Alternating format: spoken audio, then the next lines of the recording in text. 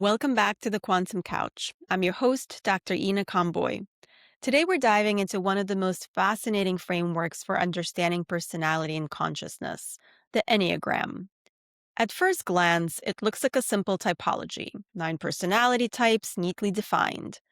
But in truth, the Enneagram is more like a living map of the psyche, 9 archetypal ways of seeing and being in the world, each shaped by your early strategies for love, safety, and identity.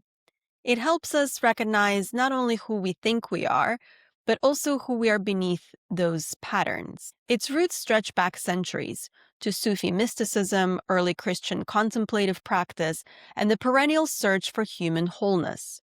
In modern times, psychology has begun exploring its value.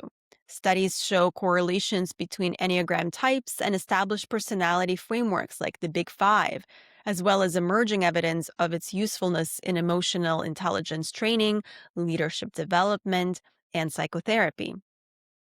Yet, while the science is still catching up, its enduring appeal lies in how accurately it mirrors human experience, the interplay of ego, emotion, and self awareness. To help us explore this model of human personality, I am overjoyed to have Marioleni, also known as Lena, Mandelis, on today's episode of the Quantum Couch. Lena and I met in Mexico a little over 10 years ago, each on a solo trip on their own personal journey. While we're approximately 20 years apart, we learned that we were born in the same day of the same month, and that we both strongly interested in intellectual and spiritual development. We forged a friendship, and to this day, her presence in my life brings me joy and gratitude. Lena was born in Greece and immigrated to the US with her parents when she was 5. Given her parents' limitations with the English language, Lena was helping her parents with various financial matters since she was 8 years old. As she grew up into a young woman, she graduated from law school, became a certified financial planner, and ultimately co-founded ALENA Wealth, where they deliver personalized financial advice within a caring environment. Lena is on a continuous spiritual journey, both figuratively and literally, and she had frequent travels to Egypt and Greece. She has been studying with various teachers of the Enneagram, and this is one of the main reasons why I invited her to be on this podcast today. Hmm. Lena, a heartfelt welcome to the Quantum Couch. Thank you so much for being here. I'm overjoyed that you're here. It's a pleasure to be here with you, Ina. Thank you. So, could you, in your own words, please tell us what is an Enneagram and how did you become interested in it? So many years ago, a friend introduced me to the Enneagram. It was probably 2008, 2007. And initially, I didn't take it seriously. I thought it was one of those little pop quizzes you see in magazines. And oh, isn't this, cute? And so I took one of the online tests and I read it, but I didn't think too much about it. And then he kept talking about it, so I revisited it. And the more I started to understand about it, I said, wait, there might be something to this. This isn't just like a magazine quiz. So I started studying it with various teachers, going to workshops. And uh, in fact, I frequently tell people, because I've done many, many personal development workshops with all sorts of topics, and I frequently say to people, if there's one workshop that you could do on the weekend that would really make an impact on your life in terms of understanding yourself, it would be the Enneagram. Wow. So it's quite a statement given That how is quite a deeply. statement. And you have, and you, like you said, you've done a lot of workshops. You Oh, you so develop many, yourself constantly. So constantly.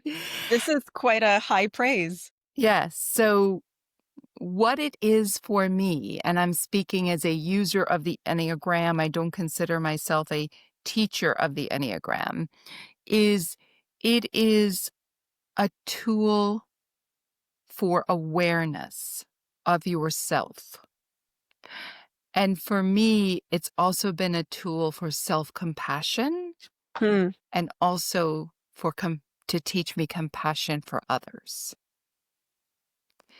And so you can see why there's such high praise. Um, what an incredible opportunity to understand ourselves as humans better and to understand others. How do you even come up with this Enneagram chart? Like, what is it? I mean, I, Yeah. for example, don't know anything about it. How do you even start figuring this out? Yeah, let's start at the beginning. So the word Enneagram comes from the Greek word for nine, ennea, and it is 9 personality types. And to figure out which personality type you are, there are many exams online. However, the exams are just a starting point. They're not absolute. It gives you a place to look in the right direction. We have a saying in the Enneagram world, typing is an inside job. It's not easy, even though there are people that will type you, but it's you have to understand and type yourself. And there's many, many things you can use, to head in one direction or another. My story, I had on how I found my type. I probably was at it for 2 years. I'd gone to workshops. I thought I was this number. I thought it was another number. And I like to speak in the numbers, and later on, maybe we can discuss like brief summaries of the numbers. Sure, that'd be great. And I'm sitting in a workshop, an Enneagram workshop. That was a bit more advanced. It was in conjunction with, another discipline, how they relate. And it was in the first 15 minutes of the workshop, the teacher starts talking, well, let's say you identify with point 3, which was one of the things I had been playing with, that I might identify with point 3. And he starts describing what the point 3 would do. And I just start crying because it hit a little bit too close to home. Hmm. And when we look at all of the 9 types, there's not a good type or a bad type. The world to function needs all 9 types in terms of humans, because they all come with incredible gifts and also incredible negatives. But, I like to focus on the gifts. And so after that point, I was able to focus. However, you know, when I talk to people, we're like, well, how will I know what is my type? And I said, you know what? It doesn't matter really, because the energies of all 9 types, we have all of them inside of us. There just happens to be one of the 9 that we consider home. It's our default. Hmm. However, even if you mistype yourself, there's actually a teacher that I studied with right at the beginning. She had mistyped herself for 5 years, and she's a teacher. And I said, how does that feel? And she's like, well, clearly I needed to learn more about, she had mistyped herself as a 1, about the energies of the 1. There was much learning for me around there. And so that's why I tell people, don't get caught up on exactly what your type is. Just kind of learn throughout. Um, So, is it possible for people to shift from one type to another as they grow through their life? Or is it considered that innately from birth you have this one type that it stands out more and that it just plays out differently throughout our life? um, well, it is not possible to shift in the type from type 1 to type 3. However, what does happen, and Russ Hudson, who is one of the teachers I study with a lot, is there's 9 types and there's 9 levels of development. So what it is possible to do is, the bottom level is psychosis.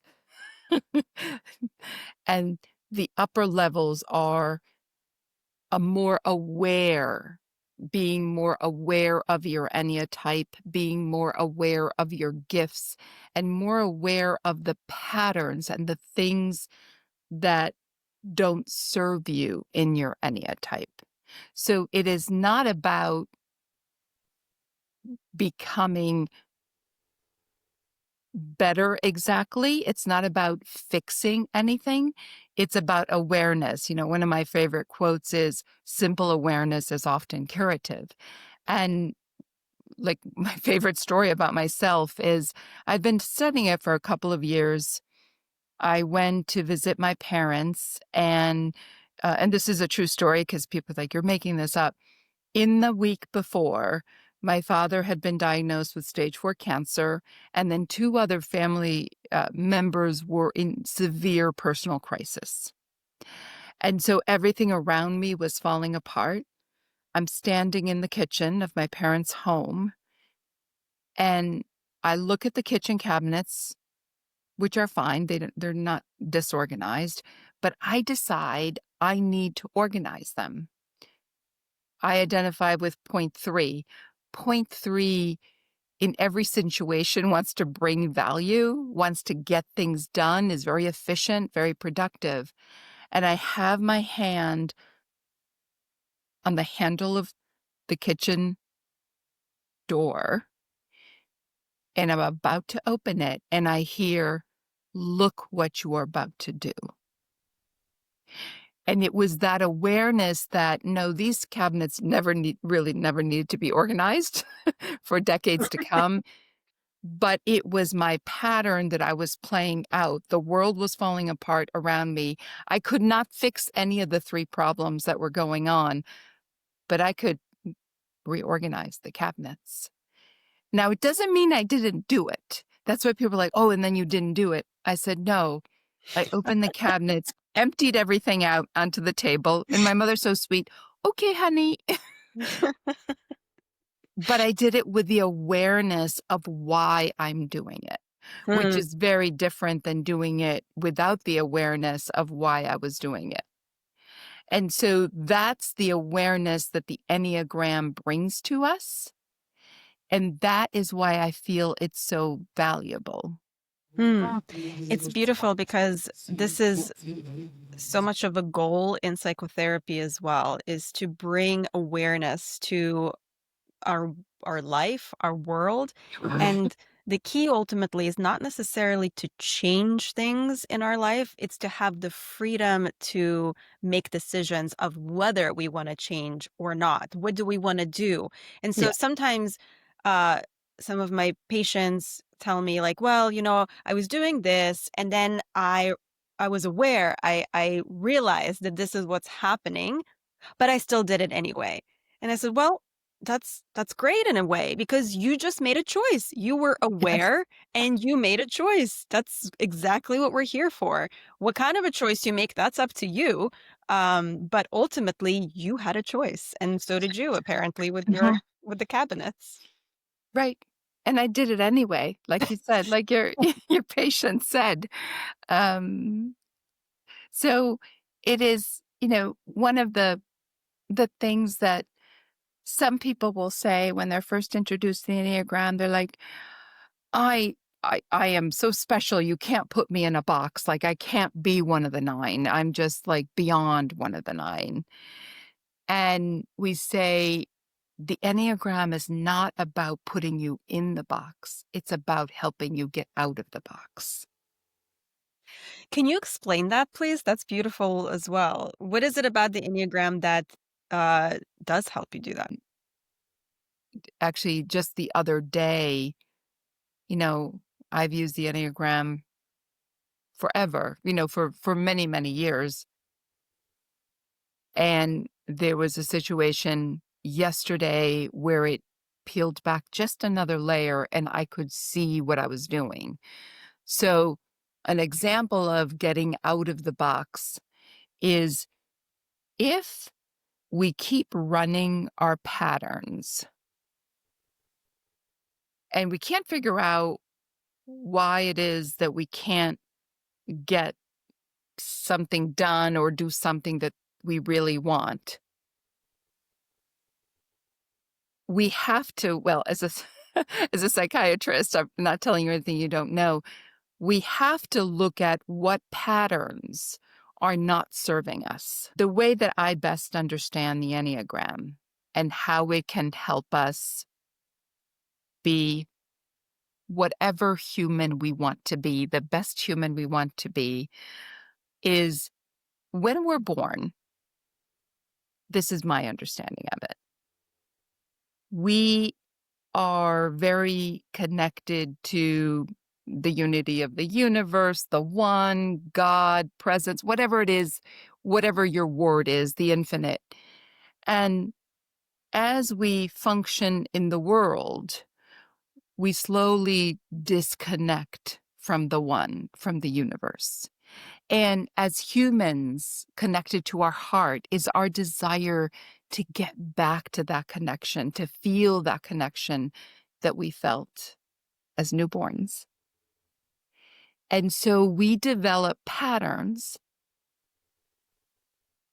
that come from our upbringing, our surroundings, the circumstances that we live in that ultimately help us survive. And in our mind, we're like, you know what? If I was just the most valuable person and I brought value to everything, I would be able to get back connected to the one, to the universe, to the infinite. If I was perfect, I could then get back connected to that point. If I would spread love and take care of everybody, that is what is going to get me back connected to the infinite. And so with each type, they have a way that they believe if I do this, I'm Mhm. going to connect back to the infinite.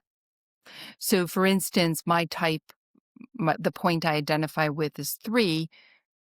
If I am just valuable to people, if I am productive and efficient and get things done and fix things, that will get me back connected to the infinite. Or type 1, which is a perfectionist. If I am perfect in all things, then that's going to get me connected back to the infinite. And the truth is, what we do, and this is what the Enneagram shows us, are not really the essential quality that we need to connect to the infinite presence, awareness, but they're like kind of fake junk food versions of it. And so what the Enneagram teaches us is what is that essential quality we need to become aware within ourselves that as a 3, I stop believing that I need to do things and be valuable in order to be able to exist on this earth and to connect to the infinite. It doesn't mean I stop doing the gift that I have. So it is a gift to have to be able to get things done and be efficient and productive. However, and I'm still learning this, so I'm not telling you like I have, figured all this out, is can I do that without the charge that happens behind it, where I get manic and obsessive and I'm a workaholic and I do too much work, and can I get there without that kind of manic energy behind it? Or the type 1, the perfectionist, I use the type 1 as an example because it's kind of easy for people to understand. Perfectionist, can the perfectionist work for ultimate perfection that doesn't include like an OCD, like, oh no, this has to be here, this has to be here? Can that happen? And And hence, that's how you get out of the in box. my experience Mhm. and friends' experience, I have experienced it in little short bursts of time, sometimes longer, but it's easy to slip back. So what I love about the Enneagram, it's about being human. It's not about being perfect. It's not about resolving everything and now I'm a perfect human being. It's a constant evolution and understanding of who we are as human beings on earth. So could we maybe go back to the basics and could you please explain if someone wanted to find out what type they are, how would they even go about it? You said that there are tests, you can do I Mhm. guess an online test, or how would even someone go about this? And then what did the Yes. results say? There you said that there are 9 types. Could you kind of go into also what they are? Yes, let's talk about that. So, first of all, there are many Enneagram tests out there on the internet, and you need to remember they're not decisive. Like if you take the test and a number comes up, that isn't the type that you are. It is a starting point. It's not an ending point. So, on one of my teachers, RussHudson.com, he is one of my beloved teachers that I have taken many courses with. He has some he has an exam on his website. However, more importantly, and I just went there today in preparation for this, he has little videos describing each of the 9 types. And so if you want to go right to the exam, start with, go to the exam. However, I would highly recommend listening to the little videos on each type and listen to all 9. I don't think the videos are very long. And while you're listening, you know, my experience when I first started this, and I think it's a very common experience, people are like, oh, yeah, I do that. Oh, yeah, I do that. However, when the one comes up that is probably the point that you land on, the type that you land on, for me, it felt very uncomfortable. So the other ones, I'm like, yeah, I do that. Yeah, I do that. But when I got to my type, it was hard to say, yeah, I do that because I was very uncomfortable.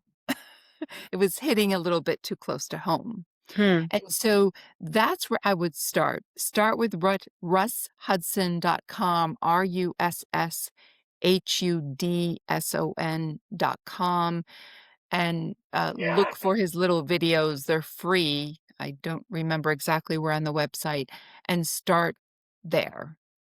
And so let's just go through. I'm going to just give you like little summaries of each, but this is not to be taken as, oh, this is what I am. Mhm. Again, this is an exploration. This is just a starting point. So if we start with type 1, and when you're out there on the internet, you'll see that some of them get labeled. I like to stick with the number because the label may lead you astray. So, for instance, one of the labels we use for type 1 is the reformer, which that doesn't mean anything to me. I like to stay with just the number. Yeah. So, type 1 is the perfectionist. It is the individual that has a specific way of doing things, and their way is the correct way. They are principled, purposeful, self controlled, and perfectionistic. So, the gift of type 1 is they embody an essential goodness and sacredness, which is very different than getting all uptight about things being a certain way. So that's type 1. Is that helpful, Ina, like this kind Very. of That's summary? perfect. Okay. Yes. Thank you. Um, then type 2 is, I'm going to give you the labels, but don't stick with the labels. It's called the helper. And actually, this label is actually very useful. It is the person that is always the one to jump up and volunteer for something. It's the person that is always trying to help you, sometimes even if you don't need help. Um, they are uh, definitely caring, generous, demonstrative, people pleasing, and possessive. Uh, However, their essential quality 'Cause I like to many people only talk about the negatives, and I love to talk about also the gift. Their essential quality is ultimate love. They're doing all of this to express their love. Um, then type 3. I know a lot about this one because this is the point that I land on. Um, w we, as a country, I don't know if we're a type 3 country anymore, but we were considered that a lot of our population no, strike it's not a lot of our population that we are a type 3 country. It's about achieving, about being productive, about being efficient, about getting things done. So many times, type 3s are not found in personal growth work because they don't think there's anything wrong with them. They're like, "Well, what's the problem? I'm getting everything done." Um, but this is kind of like behind it is a mania. This is where you find a workaholic, which I'm very familiar with. And their essential quality is essential value, bringing value and authenticity to every situation. It doesn't mean they don't get things done, but it means that they get things done with an essential quality that they don't get all uptight that it's about them. The next one we have is type 4. These many times highly creative people, artists, will type themselves as type 4.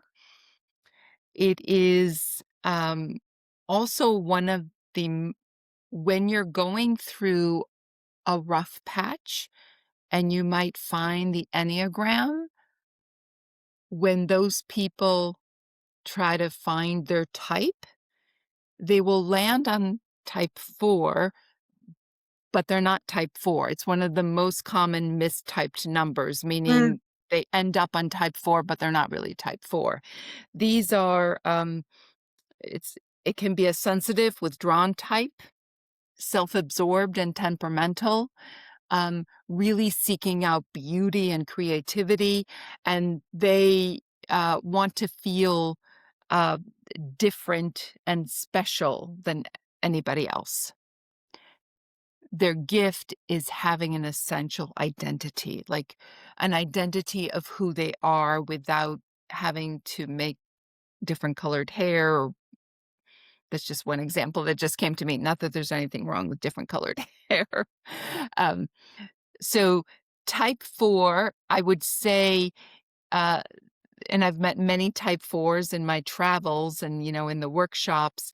Um, Sometimes people are like, I'm a type 4. They're not a type 4 because the real type 4 isn't happy about being a type 4. hmm. They'll be like, "Oh, I don't know if I'm that." So that's just something, if you're playing with it, just to be careful. I'm not saying that you're not a type 4, but just be careful that this is one of the most mistyped Hmm. points. Then type 5 is the investigator. And this is the person that researches and has lots of information and sources. Um, People that really, this is the people you want to go to when you're wondering about a topic and you don't want to do the research. Find a type 5 and see if they have done the research.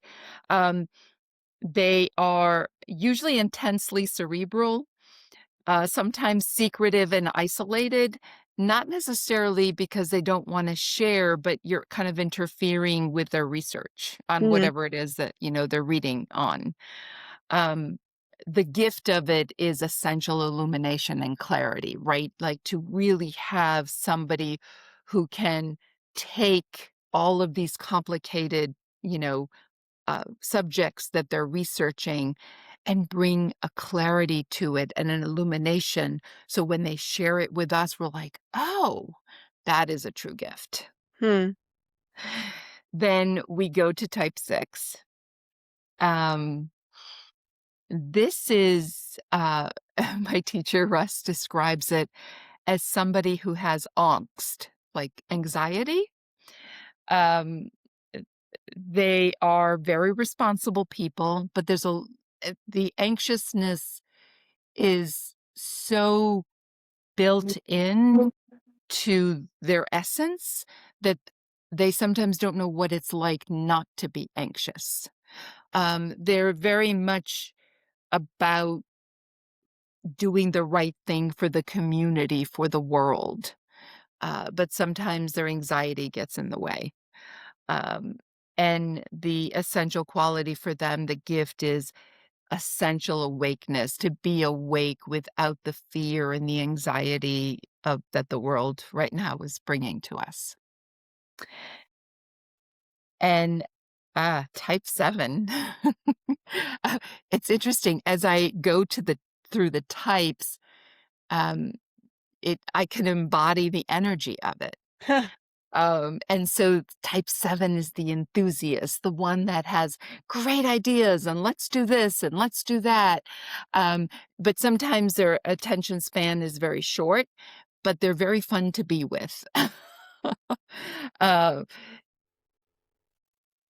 so they're spontaneous, they're versatile, they're acquisitive and scattered.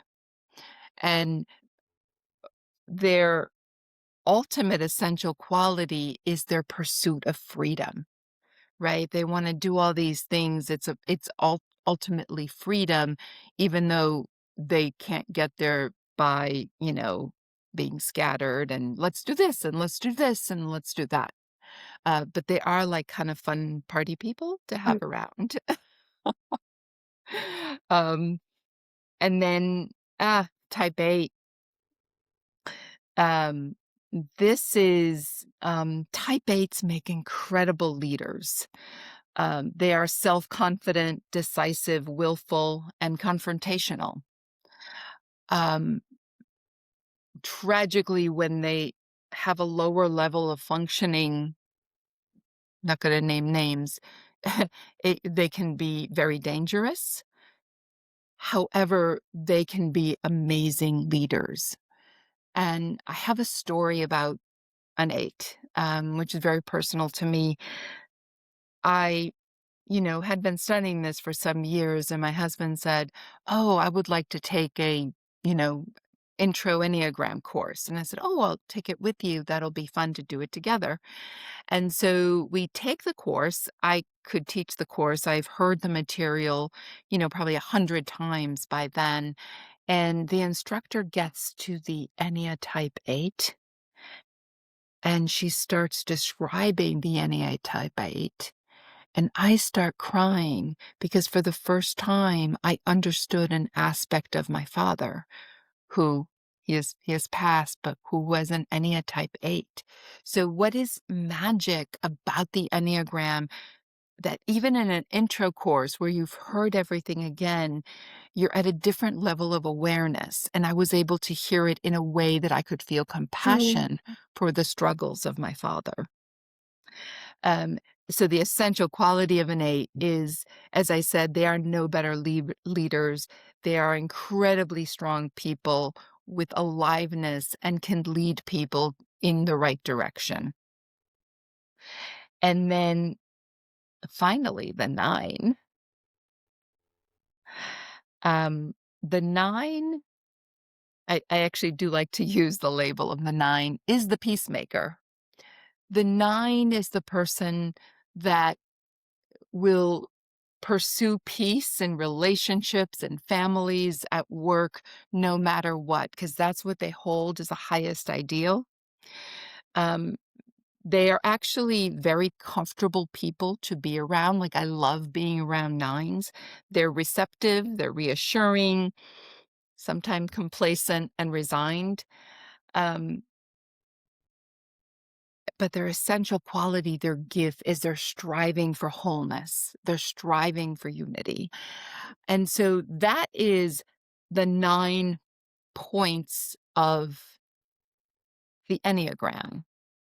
And when I was, preparing for this, I found, I don't even know where I got this, but it's a, a do and don't do list. So, for example, um, if you are, let's say, an Enneagram type 6, which is the one with a lot of anxiety that we talked about.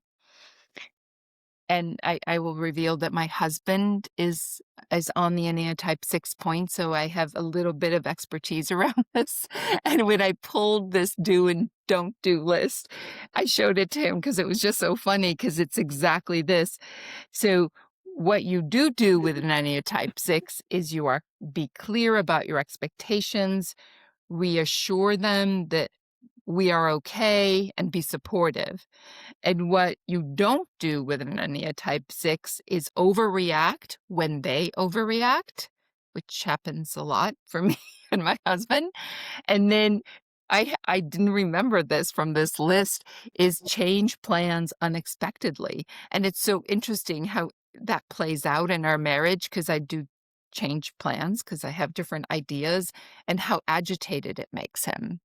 Um, so the more you study the Enneagram, you're like, hey, maybe there's something to this.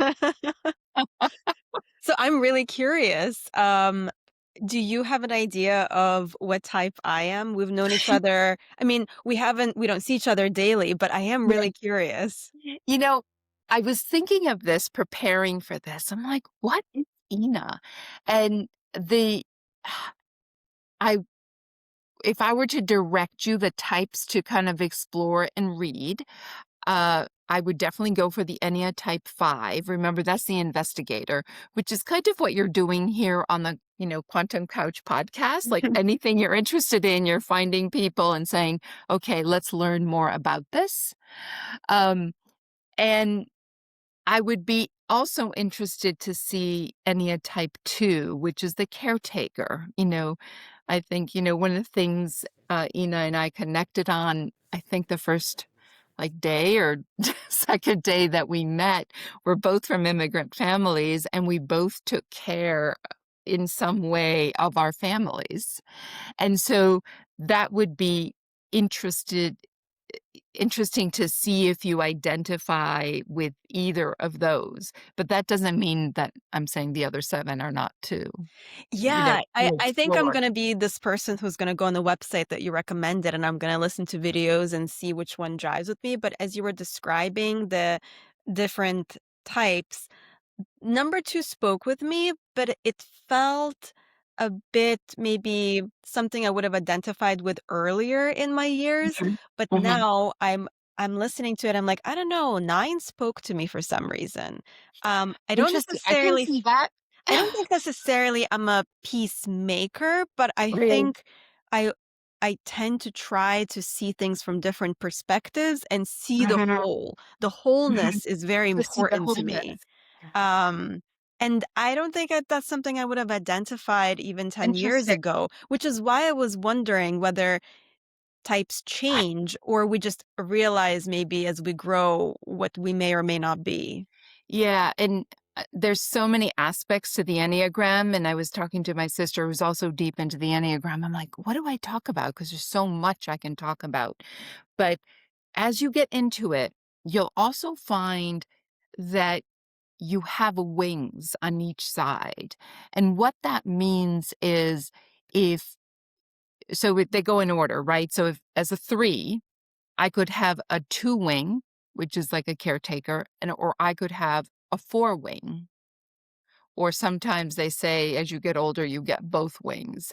And so there are different flavors of a 9 or a Hmm. 3 or any of them, depending on the wing, it kind of colors it. And so there's the wings. And then okay, I'm, like, telling you more than you probably need to know. And then really important, and I don't feel you can understand the Enneagram without understanding the 3 instincts that every type has. And the instincts are really critical to understand because they kind of guide a lot of our choices. And there's 3 instincts, actually, just looking at my notes. I love how prepared you have come. Oh, sorry. Well, that would be a 3, right? Like, not gonna wing it. And so every human So the instincts are primal, right? This is how we make a lot of our decisions. And there's three instincts. There is self-preservation, sexual, and social. And so every type is either like, I'm a type 3 with a self-preservation dominant instinct. As humans, we have all three instincts, but one tends to be dominant, one tends to be something we ignore, and the one in the middle is the one that's the healthiest, right? So for instance, and I'll describe each instinct, I'm a self-preservation 3. Like, if the world is ending, you want to be with me because I have thought everything that could possibly go wrong and have planned, right? I guess that's why I'm also a financial planner. Um, and my bottom is social because, just leave me alone. Like, yes, I like to be with people sometime, but I'm more of an introvert than an Mhm. extrovert.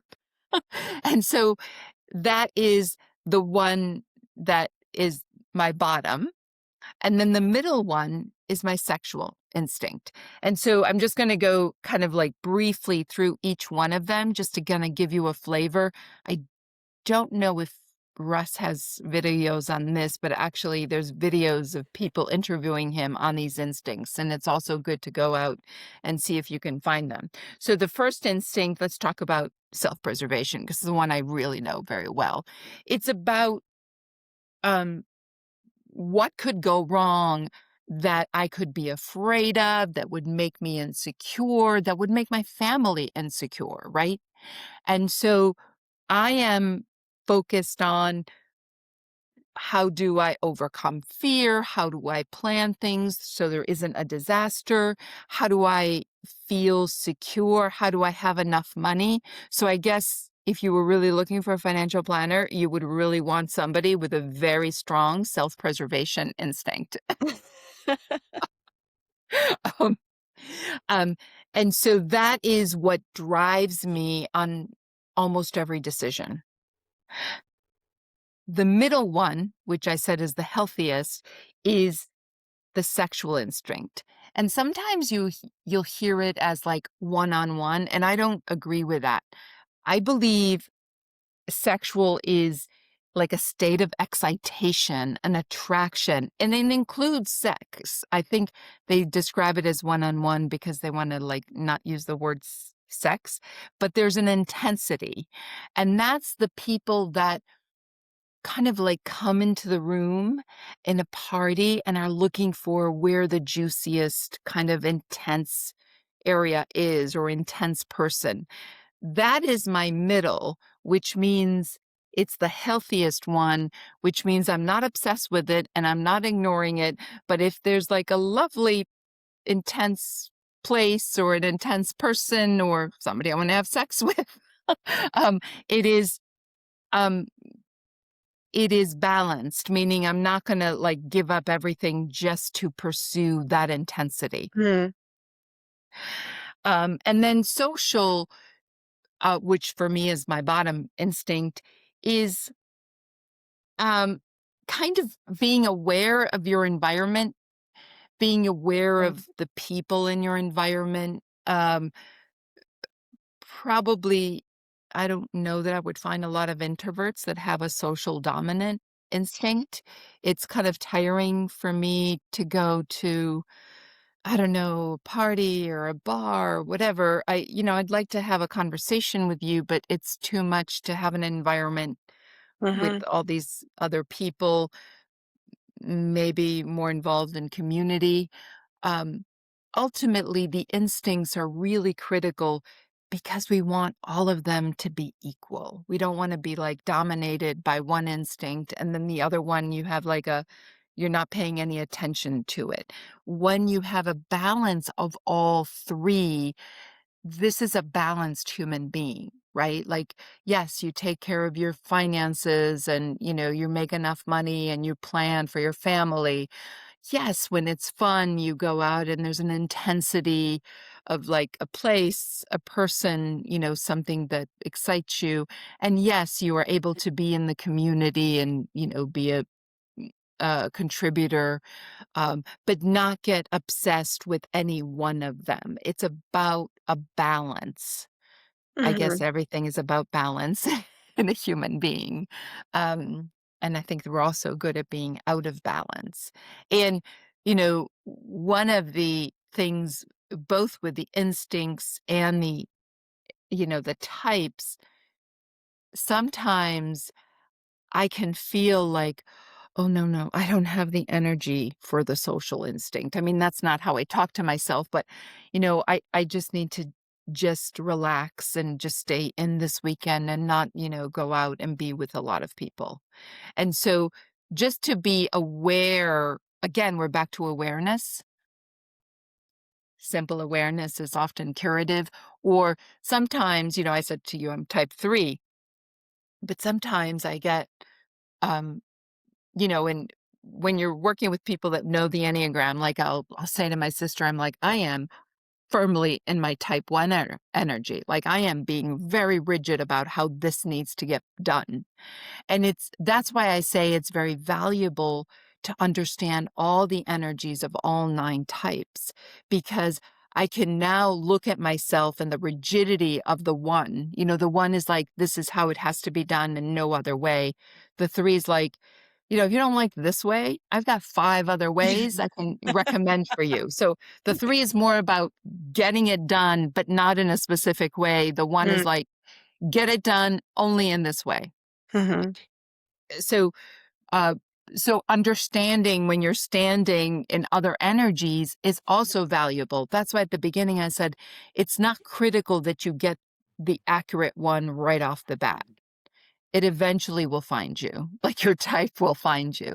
Um, This is okay. so interesting.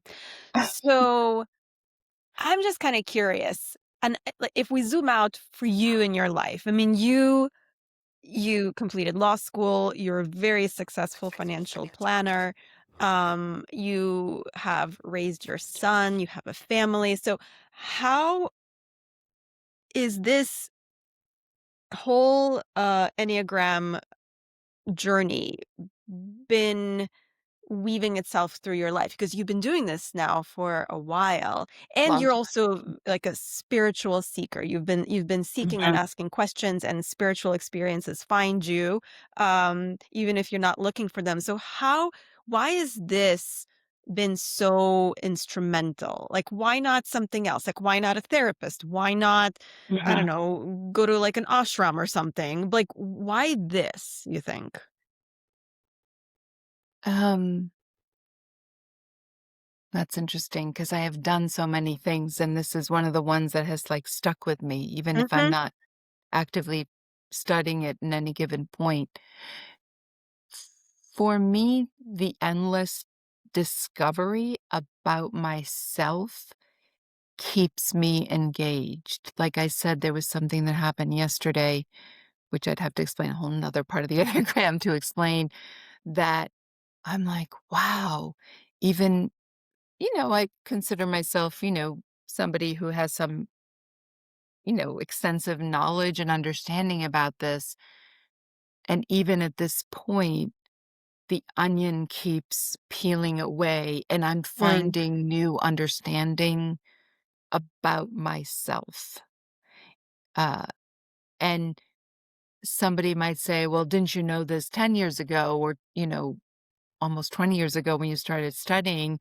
I said, I knew the textbook, the words, but I didn't understand how it applied to me. So the ability to endlessly understand who I am through this technology, I think is what keeps me coming back to it. And as I said, as I was preparing for this, I'm like, oh, yeah, I want to learn more about this. Now, somebody who knows me, I have endless hobbies in terms of things that I pursue and things that I study, but there's something that keeps the Enneagram in the top 5 um, for me. What are the other 4? Um, Egypt. So ancient, actually, I want to share that story because it actually relates to the Enneagram. years ago, I was at an Enneagram workshop with Russ Hudson, and Russ once a year um, takes Enneagram students, primarily Enneagram students, on a trip to Egypt with this kind of rogue Egyptologist, John Anthony West. And why do you go to And Egypt once a year? the what? Why Egypt? Aha, that's what I'll tell you. So the reason he takes students to Egypt, or anybody who's interested, is we believe there are roots of the Enneagram in Egypt, and we can see them in symbolism in the temples. I mean, they don't hit you in the face. You need to kind of understand what you're looking for. And so he says, if anybody wants to go to Egypt with John Anthony West, uh, sooner rather than later, because he's like 80. And he said, he said he would keep on doing these trips as long as he can like walk, because it's not like an easy trip to do, walking through the sand and the temples. And so I was not interested in ancient Egypt at all. And I called my husband and said, I think we need to go to Egypt because I really want to go with John Anthony West. And 80 is, not that that's old, but It's getting up there. it's getting up there. So I signed up for the trip knowing nothing about ancient Egypt. And the only thing I was interested in is how the Enneagram relates to ancient Egypt. And Russ was going and he was going to explain things to us. And so so I knew nothing. There was no preconceived notion of what this is going to be. And it was like drinking from a fire hose, because it's this tour and they're, feeding you all this information. And I had various experiences in the various temples. These are sacred sites. And remember, the ancients didn't like build things because like, oh, this looks like a good place. We have a spot. They were very meticulous about picking a specific spot to put a temple, both the Greeks and the Egyptians and many other cultures. And so it was almost helpful that I didn't know anything. And that trip made me pick up another hobby, is Egyptology, to understand this ancient civilization, which spans 4, 5, 6, maybe more thousands of years, because it when I was there, it was my belief they had figured out some things that could be useful to us today. And so tragically, that was John's last trip. Oh, wow. Um, so I also feel very grateful that I was able to go and experience Egypt through his eyes. And his basic premise is it's not about, oh, they built a building here, and when you see geese on the wall, this is how they, hunted for geese, that everything was symbolic of something else. Hmm. Everything on the walls were trying to give us information of something else. And so there's walls, there's places where Russ points out, he's like, do you see the 3 instincts here? And I'm like, oh my God, yes. Do you see the 9 types here as embodied by the gods and goddesses? It's called the Ennead in Egypt. I'm like, oh, wow. Like once you see it, you can't unsee it, but you have to be looking for it. So that's how Egypt came into my life. It's actually through the Enneagram. Oh, wow. Um, and I travel back frequently and wander around temples for hours. And then the other one is ancient Greece and the mythology of ancient Greece. Um, and then uh, the Enneagram, and then, rocks, boulders, which Yeah. is an interesting, there's something about being around things that are 25 million, 30 million years old, right? The rocks are very old, that it it connects me to the eternity of everything. And, sometimes when I go to get more boulders for my yard, and I go to the True the Trade landscape place, and I'm just, like, lingering, where all the granite is, all the boulders are.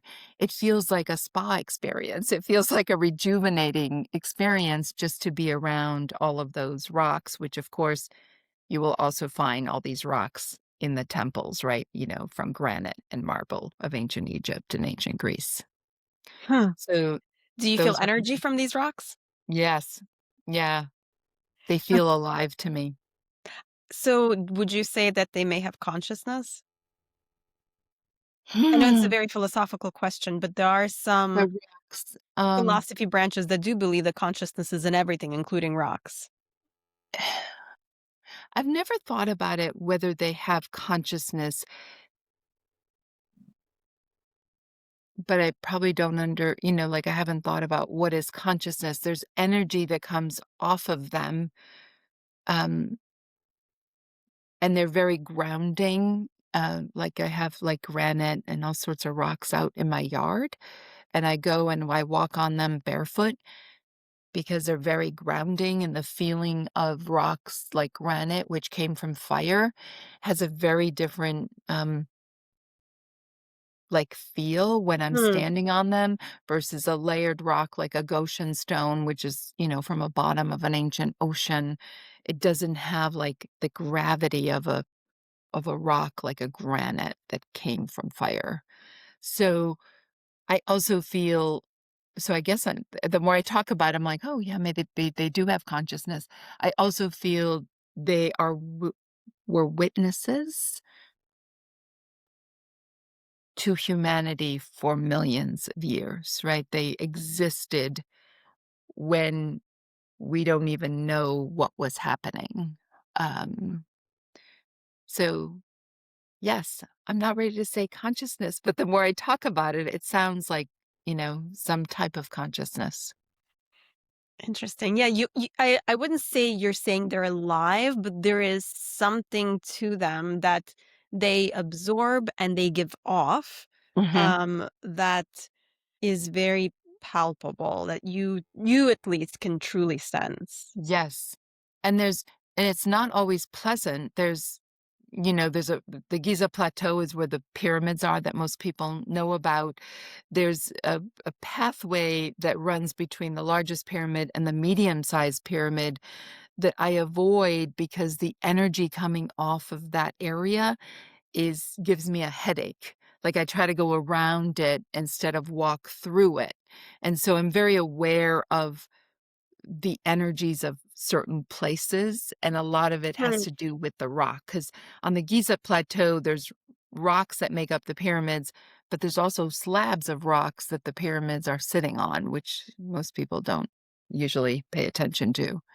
Um, and so a lot of these, like, visiting ancient Egypt and ancient Greece, it's not just to go and snap the picture of, like, "Oh, look at this and look at this," but it's to be with in these sites, in these sacred sites, and see, are they communicating anything that I need to hear?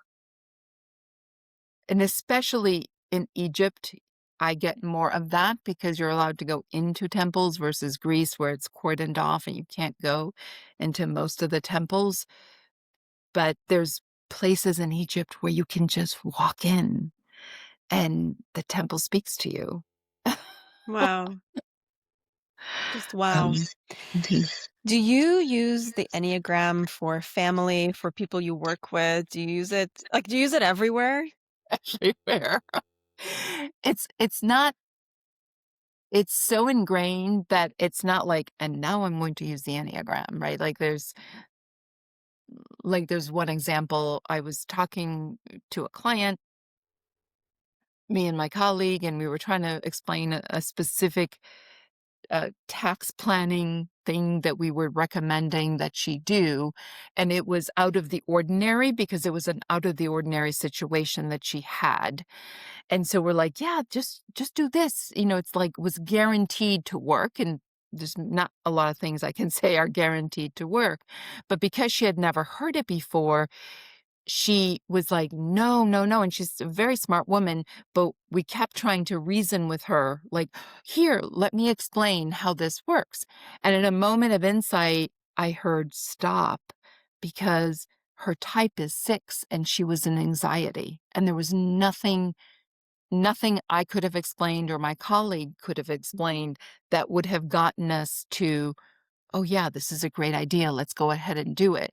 And so, and I said to my colleague, I'm like, no, stop. Like, he's like, no, no, I'm like, no, you're not going to get through to her. Um, and so, yeah, I use it at work all the time. It doesn't mean that people need to know that I'm using it at work, right? It's just part of how I understand and communicate with people, right? It's just another thing to know, how we like, Hmm. oh, are they visual communicators or auditory? But I know something more about them when I can type them correctly, but I don't obviously say, you're an Enneagram type 6, so I'm going to work with you this way. I just know how to work with her because, Right. it was interesting. I was thinking about that. It's like when I said the NA type 6, don't change plans unexpectedly. And that's what we were doing. We were like, I know you've been doing this tax planning technique for however many years. We need to change it like this because right now there was something that happened that said we needed to do it this way. So we were changing plans, right? Hmm.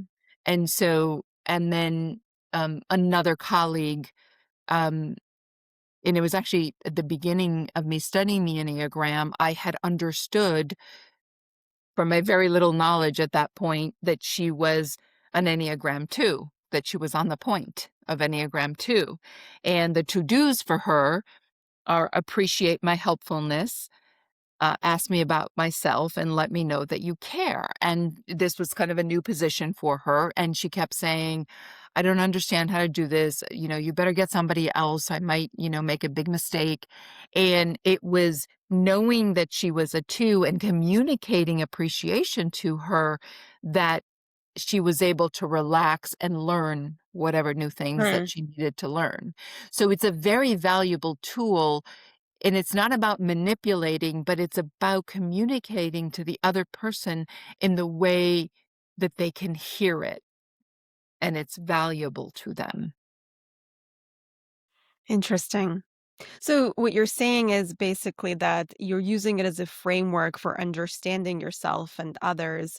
You don't Mhm. necessarily sit down and kind of type everyone, but it helps you to guide the communication, the relationship, and how to navigate difficult situations sometimes. Right. And in a moment of clarity for myself, because I'm not saying I can always do this, is instead of, oh my God, that person is driving me crazy, I can stop and be like, wait a minute. No, they're not trying to drive me crazy. They're playing out a pattern I can see in a 6 or a 4, right? Like, you know, Hmm. you can, but when I say I can't do it always because I'm annoyed, right? Like, but when I said it's a tool of self-compassion and also compassion for others, that's what I meant. In fact, years ago, I was at Kripalu, and you know how there's like the tables that you sit with everybody. And I was sitting with somebody, and I had like lunch with him for a couple of days because you kind of sit at the same table with the same people sometimes. And in one of the days, it came out uh, that we were talking Enneagram because somehow he knew the Enneagram, and so that was fun. And then I learned he was a Catholic priest, and I must have showed it on my face, and I'm like, and he's like, "What? You don't think people like me, you would find in places like this?" And I'm like, "Yeah, and I wouldn't think that you're as proficient in Enneagram as you are." That was my, not understanding the whole picture. And he said, "The Enneagram is critical for us because we live in community and we need to understand the other." And I'm like, "Oh, yeah." Um, so that's why I say it's such a rich tool. And the more I'm talking to you about it, I'm like, oh, I need to go study this. I need to, re-engage with it. Where do people study about this? Where do you go? I mean, you said that you had various teachers. Is there like a one type of place that people go to, or it's more No, there's work? many, many places. Hmm. I am quite partial to Russ Hudson. I like his teaching approach. I've been studying with him for years. If you go to his website, I think he does a lot of online teaching, and I think he does some things for the Shift Network. And then frequently there's Enneagram Global Summits, and now there's like different flavors of Enneagram Global Summits. I just listened to one last year about the Enneagram and midlife. It was actually surprisingly, I don't know, somehow it really spoke to me because I don't know if I'm midlife, I'm maybe past midlife, I'm 62, but, um, and so you just kind of start looking online, you know, unlike when I started in 2008, there's so many online offerings. However, I think it's also very valuable if you get a chance to do like an in-person workshop, if you really want to learn about this. Yeah, actually, one thing to keep in mind when you're kind of endeavoring the first steps in studying the Enneagram, it's not about figuring out your number. Everything you learn about the Enneagram is going to help with your self awareness of who you are, what patterns you keep playing over and over, what things are hindering you, what things, if you could kind of get your arms around, would actually help you get to a next step in whatever your personal development goals are. And so have fun with it. Don't get kind of uptight. I'm a one, I'm a two, and just explore. And yeah, so I'm excited for whoever out there is listening to this uh, for you to get started. I'm excited for myself to get started Ooh. too. Are you ready for our lightning round of questions? Ooh, okay, ready. All right. Um, Question number one. What is your favorite spiritual practice? Mm, stillness and silence. How do you practice it?